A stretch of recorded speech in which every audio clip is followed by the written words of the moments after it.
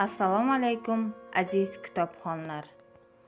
Bugun sizlarga zamonaviy o'zbek adabiyotining taniqli yozuvchilaridan biri Azamat Qorjovov va uning kitoblari haqida qisqacha ma'lumot bermoqchiman.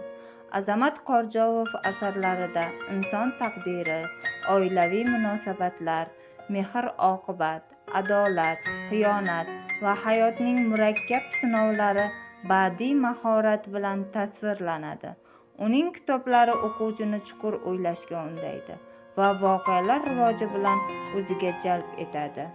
Yozuvchining mashhur asarlari qatoriga Yakshanbaga o'tar kechasi, So'nggi gunoh, Qassob siri, Merosxo'r, Qo'g'irchoq, Go'r qizi, Afsun, Ayol makri, Musofir go'dak qismati, Sharpalar soyasi, Zindonband qiz nolasi, Dubaydagi 1001 kecha hamda ko'p qismdan iborat Qil ustidagi taqdir romanlari kiradi.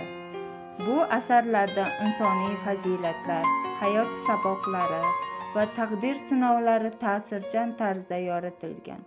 Shu sababli Azamat Qorjovovning kitoblari bugungi kunda kitobxonlar orasida katta qiziqish bilan mutolaa qilinmoqda. E'tiboringiz uchun rahmat.